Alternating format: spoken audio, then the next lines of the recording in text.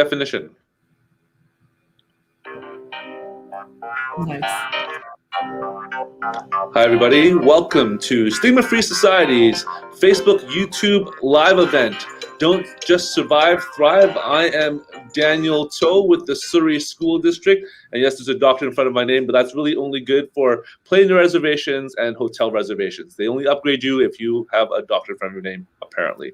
I'm really glad to be here. I'm really glad to have my colleague and friend, Sally-Ann Ambrosio, on here. She's a school psychologist, and we'll be talking to her today about just parental stress and about school and about some of the work that she does in our school district. I am waiting for some viewers to come on. I hope that Maddie eventually comes on from the Stigma-Free and other people. I'm going to turn to the comments. If you have any live comments that you want to make, please post them in the YouTube or the Facebook chat, and we can definitely answer those questions for you. And again, really happy to have Sally-Ann on here. Also want to comment that we do both work for the Surrey School District on the shared traditional territories of the Kwantlen, Sami-Almu, Coast Salish, and Katzie First Nation. Sally, you almost had to give me another First Nation, like the Katzie First Nation. We're so proud to work with our Aboriginal communities and Indigenous communities on promoting education to students.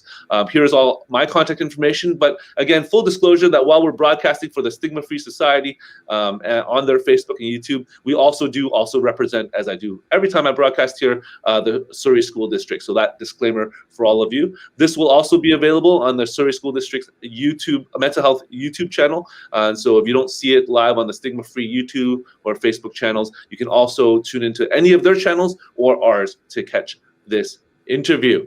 So today, again, very happy and proud to have Sally-Ann Ambrosio, certified school psychologist, here with me to talk about school and parents and stress. But I really want to start with her talking about her own story, because I think, life experience and shared experience is actually the best experience for the work that we do. And I know that as parents, I'm a parent of two young kids, and I do have a doctor in front of my name, but often I feel that, am I adequate? Am I able to deal with some of the stresses that they go through in school and in life? And I just want you to share your story. You are a school psychologist. You have a lot of education behind you, and talk about some of the things that you have to deal with in your family, with your kids and with maybe yourself, in terms of dealing with stress, and how you're able to get through some of those things. Were you magically able to just do all of it because you are a school psychologist? Yeah, you know everything. Yeah, of course.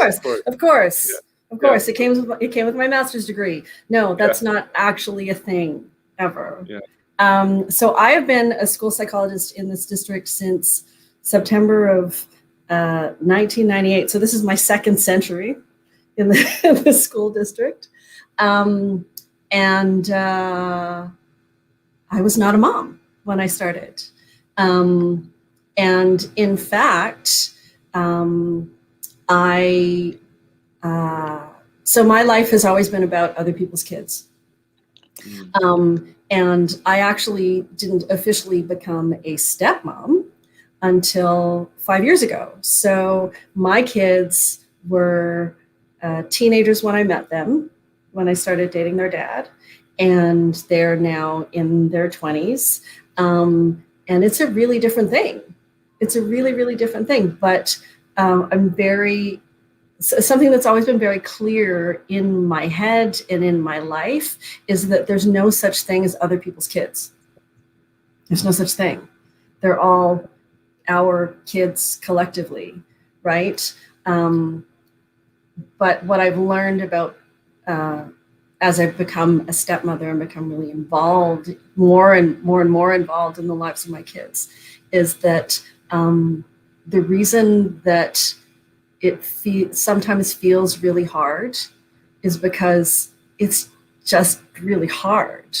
The reason that COVID has seemed really hard, and we're coming up to a year now. Yeah. A year. I heard it referred to today as the paniversary. So we're coming up to the There's a term for that now, a paniversary. Oh my goodness, I don't want one of those. I only want one pandemic anniversary. Isn't that? It's kind of awesome and it's kind of terrible all at the same time. That it's the story about you can boil a frog. You put a frog in water and slowly raise the temperature and slowly boil them. That's really what's been happening to all of us in the past year. Yeah. And certainly when, before I was a stepmom, before I, as I was learning and knowing better, when I started, it was really easy to be, to think I was the expert. The longer I've been doing this, the more I realize that I'm kind of not. And that, yeah, we're living in really challenging times. Yeah. A lot of stuff is happening for everyone. I know that in my family, we've been largely unscathed, like I clearly still working. I've been able to work. My husband's been working. We've been working from home a lot. But that's really kind of, as much as it's been challenging, it's also very much a gift. I know people who have been sick. I know people who have lost people during the pandemic, either from COVID or from for other reasons. But it hasn't really swung super close to my circle. So I feel very grateful that that's the case. But still there are certainly challenges. As you alluded to before, one of my children has struggles with mental illness. Okay. And all of the things that we all kind of lost as COVID started and still haven't regained because of the restrictions. They had a huge impact on her. They had a huge impact on us, right? And so there was a significant adjustment period that had to happen that wasn't always easy. Well, how did you deal with it? Again, like, a lot of, I think we were mentioning before we went on live, was that, parents feel sometimes inadequate to deal with some of their kids' mental health problems. And you're a school psychologist. It must have been peachy and happy for you. It must have been easy. Maybe talk about some of those things that you had to navigate through while dealing with those things. Well, I think the thing to remember is that when we talk about the mental health challenges of our kids, it's not them, really. It's not just them. It's actually us. It's actually all of us. So I think what helped a lot for us is approaching it as a family, right? Is not just isolating it over there, really, as a my child problem. It's a family issue, and finding some commonalities between what she was experiencing and what we were experiencing as her parents was really, really important, right? Not to minimize her experience because it's different from mine, but but just so we were all included in it, right? Right. Because then we could work on it together too, which was important.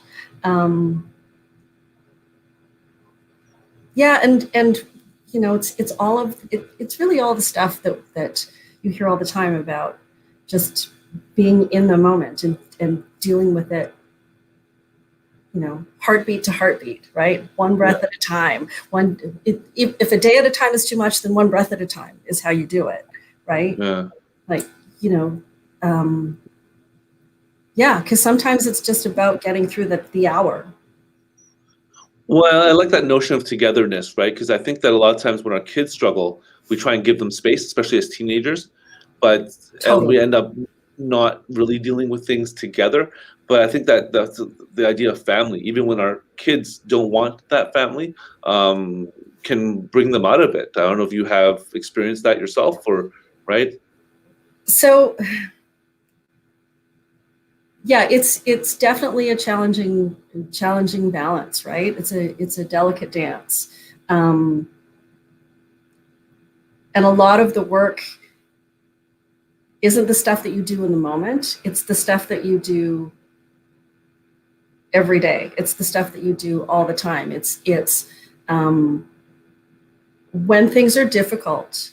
For my daughter, for example, when things are difficult, sometimes they get so difficult that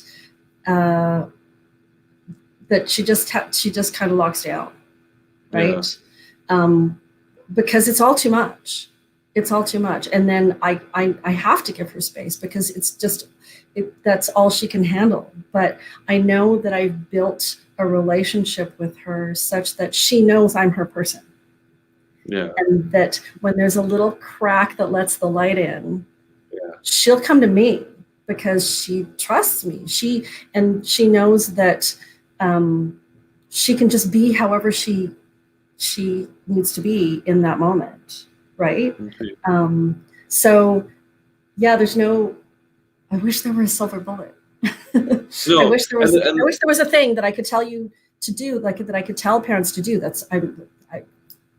I wish there was a thing that I could tell me to do, frankly. But really, that's what it is. It's being. It's what I like to refer to as the soft place to land. I like that. Yeah. It's just building that trust that I will always be her soft place to land. So she doesn't need to do anything to make me feel okay about her not feeling okay, right? Yeah. And that when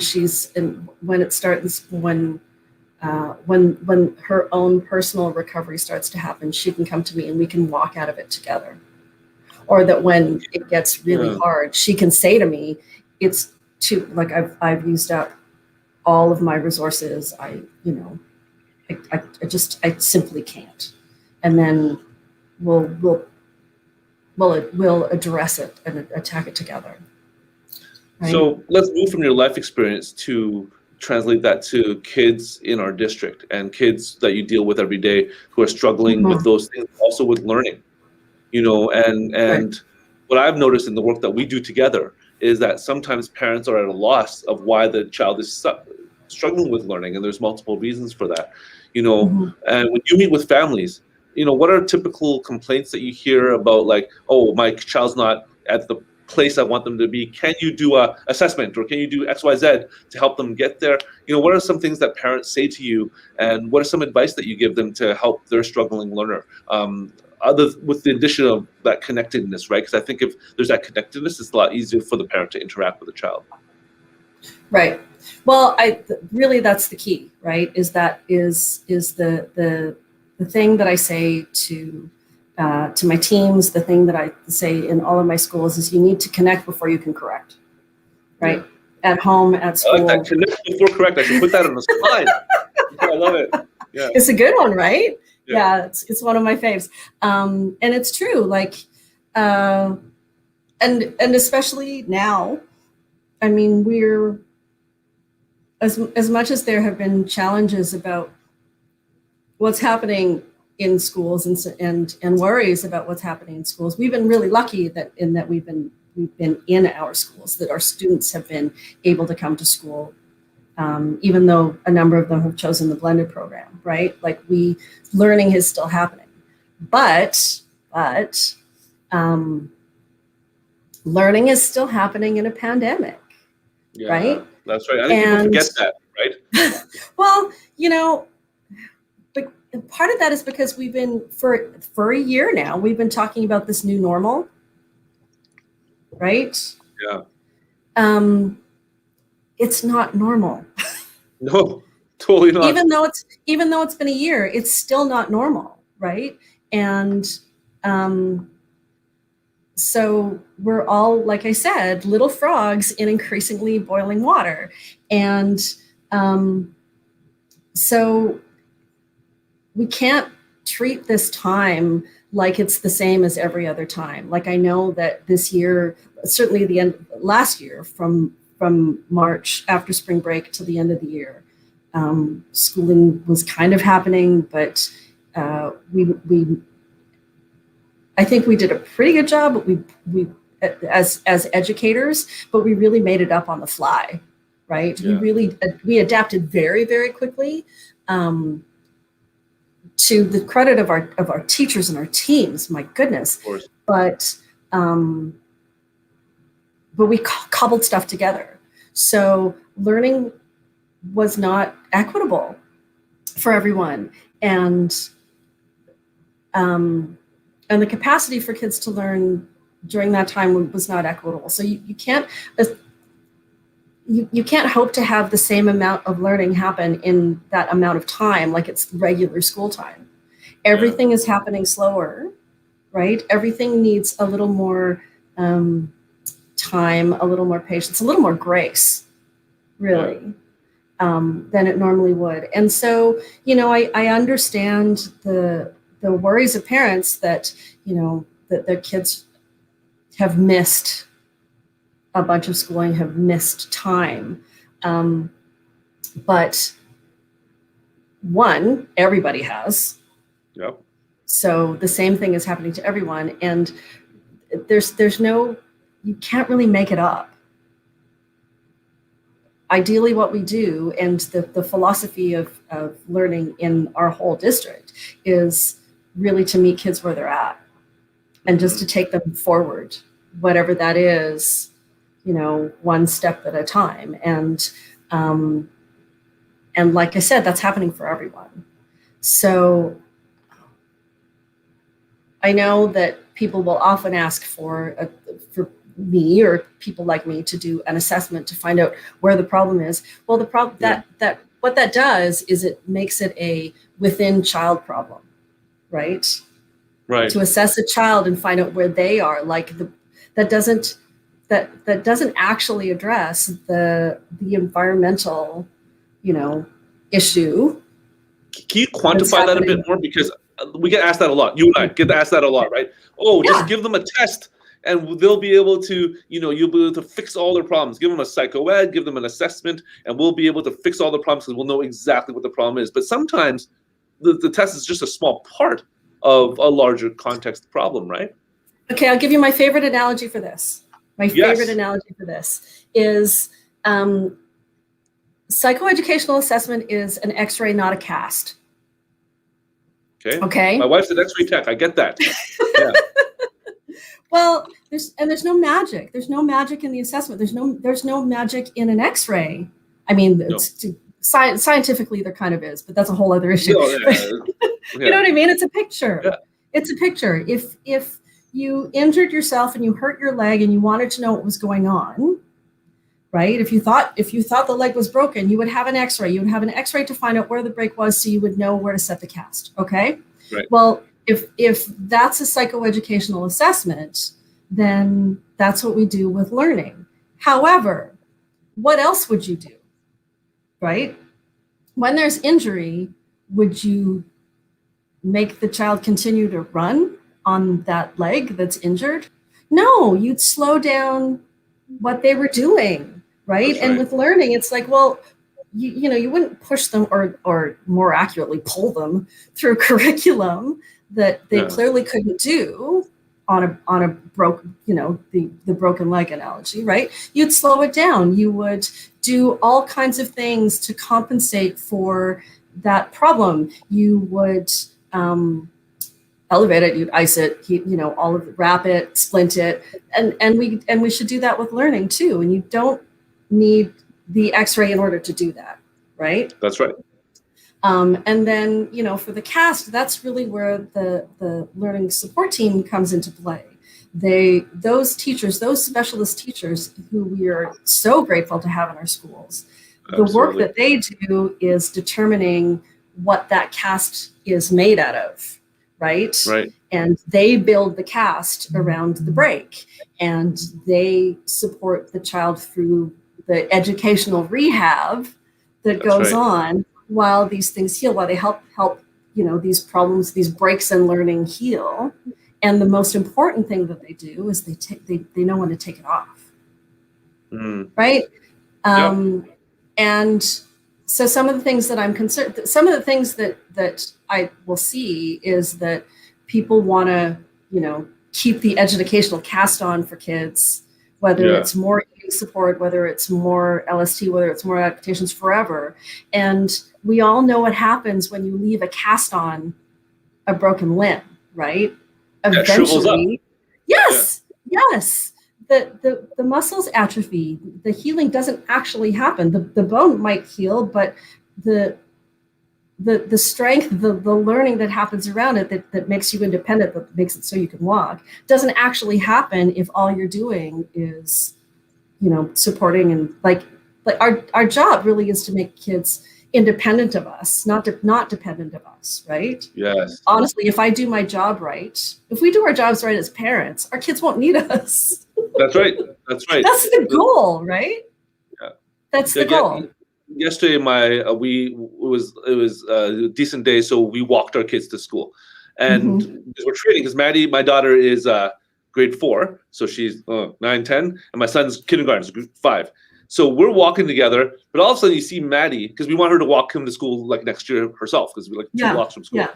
She walks way ahead because she's like way taller. He's just like trying to run, right? And I'm just like, oh my goodness. Like, she doesn't know how to walk him to school. Like, if we left them to their own devices, she'd be at school. He'd still be like, I can't cross Caribou Road, right? Like, and I think that our goal is to train her to be able to walk him to school and for him to know how to get to school in case she loses her. And likewise, right, with education, do we want our kids relying on all of the supports for the rest of their life, or do we want them to grow into independence? And I think a lot of parents struggle with I just want my kid to be successful, whatever it takes. But sometimes it takes a bit of struggle to get to the place. Absolutely. So it's like, so I love how you said that, you need to teach her how to walk him to school. So you need to teach her how to be that support for him. But he also needs to learn the way, which is different from him learning how to walk to school with her, right? Because then she's just his GPS. That's right. Right? We need more than a GPS. Yeah. I'm really great at following my GPS. I love her. She's my favorite travel companion. But if I want to learn a route, I can't rely on it the whole time. Yeah. And so it's much like that with our kids, right? Yeah. So both of those things are in place. So, and back to now with parents being stressed about what their kids should be learning and haven't learned and all of those things. The tendency is to push, pull, and drag them through, right? The stuff that we think that they're supposed to learn so they catch up. Yeah. That's not actually how they catch up. That's how they get through curriculum. Yes. Which is not the same. It's not the same as learning, right? No, following my GPS everywhere will get me where I want to go. It doesn't teach me how to get there on my own. That's right. So really, when parents want assessments, they want help. Help with their kids' learning. And my recommendation often makes people look at me funny, like I don't know what I'm talking about, but I actually do. My recommendation is to not push them so far into the thing that they don't know and have to be learning next. My recommendation is actually to back it up. That the work that they should be doing with their kids is solidifying stuff that they've already learned to the point of mastery, to the point where it lives in them and they own it. Build confidence, right? Yeah. Autonomy, right? Yeah. Intellectual, educational autonomy, as well as personal autonomy, right? Yeah. I see Carla Walsh watching, and it's funny. We talked in now 24 minutes, but Carla's watching, and she loves your analogy, and we work with Carla. We love working with Carla. So thank you for watching, Carla, and anybody else who's watching or will watch later. Appreciate you guys all watching. But if I were to end the last 5 minutes, because again, I could talk to Sally forever. She works with me, and I love Sally. But if you were to give any parents like 3 tips that on how to help their struggling students through COVID, through this pandemic, and especially through their struggles with learning, what would those 3 tips, or maybe it's just 2, however many tips you want to give, be for the parents to help their struggling kids? The first thing, the most important thing that you should do with your kids is, if they are on fire, put them out. Yes. That's the most important thing. After that, pretty much everything you're doing is fine. Yeah. Pretty much everything you're doing is fine. Like, love them. Yeah. Don't freak out. It's going to be okay. You're doing a great job. You're doing a great job. Connect before you correct, right? Just be a family together. Let them know that they don't have to be perfect. Let them know that even though you probably are perfect, that sometimes you're not. That, yeah, the thing I want people to remember is the goal is progress, not perfection. Whether that's with parenting or that's with learning, that's the goal. Okay. Yeah, and if there's stuff you want them to be able to do, model it, right? Model being curious about things. Model reading for pleasure. Yeah. I know it's hard to find time to do that, but model that with them, right? Model just, exploring the world and model not knowing stuff and figuring it out together. Right? Yeah. But honestly, if they're on fire, put them out. Seriously. Yeah, that plus the last one, those are two of the best advice I think. If they're on, if your kid's in trouble, save them, put out the fire. Yeah. But the modeling, I think I will agree and sort of end this broadcast with you in saying that modeling is so important. Like I mentioned last two weeks ago that the best thing that happened to me was my Apple Watch breaking, because it's so easy to be like the 1950s version of the family. Mom and dad come home. They sit in front of the TV and go, kids, go do your homework. Kids, do your chores. Kids, do this. While we're sitting there with like a TV dinner, just like eating pork or something, right? Like that's easy to do. But the best thing that happened to me was my Apple Watch breaking and me not being distracted, building Lego. Like you saw a post that I made, like building Legos with my kids, right? And spending time. It's hard for me to tell them to play if I won't play with them. Yes. It's hard for me to tell them to do their homework when they see me doing nothing. It's hard for me to tell them to clean their rooms when I'm not cleaning, or when, and modeling that and spending time as a family. I'm just basically summarizing all your summary, spending time with them as a family, connecting with our kids, and being there to put out their fire. I think not only if they're on fire, put them out, but they need to see you being there to put out their fire. That's how they learn to trust you. Right. Yeah. That's how your kids trust you, is if you're there for them. And so, I know it's hard. COVID times are hard. People have lost their jobs. Some people are working 3 jobs. But I think that there is always an opportunity and time to spend with your family, whatever that looks like for your family. And that type of connection can help you guys through your personal struggles, but also help you through some of these academic struggles. Final word to you on helping kids succeed in learning through COVID. You have 1 minute. Oh, go, Sally. Yeah, I don't mean to sound like that it's easy, but it is simple. Yeah. Simple's not always easy. No. Simple is often really hard, really hard. But it's really, don't be so hard on yourselves, and love them. Just love them. Yeah.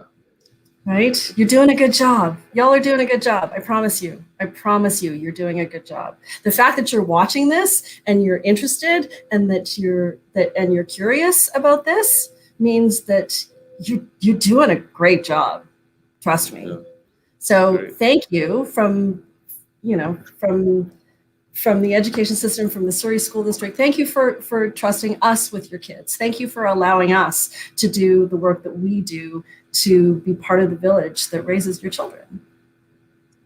And that's with that, thank you, Sally. I'm going to take off this other branding so it's not twice. But thank you so much. And if you have any questions for myself, or I guess for Sally, because she works with me, email me or tweet me or text me. Go to my blog. I'm definitely happy to answer any of your questions. I do appreciate that many of you are watching afterwards. So don't forget, don't worry, email is also timeless. You email me and I'll eventually get it and reply to you, or text me or tweet me. Sally, thank you so much for coming on. I really do appreciate it. I need to find a way to play this song so we can go out on the same song. But thank you all for watching. This has been the Stigma-Free Society's Facebook, YouTube live. Don't forget to go visit Stigma-Free Society, their website for their Stigma-Free toolkit, especially their COVID-19 toolkit, but also their mental health toolkit as well. Thank you so much, everybody. And I forgot to mention, Sally, in April, the Stigma-Free Society is going to be doing 3 sessions for the Surrey School District students, grade 5 to 7, 8 to 9, and 10, 11, 12 through the 3 weeks in April. More information is coming out soon. It'll be during a conference that teachers can play in class or play afterwards. So it's going to be really great. We're going to thank the Stigma-Free Society for supporting our school district and putting on our Balancing Our Minds with the Stigma-Free Society conference in April. So thank you for that, Stigma-Free Society. Everyone go visit their site. They're awesome. And Sally, thank you again.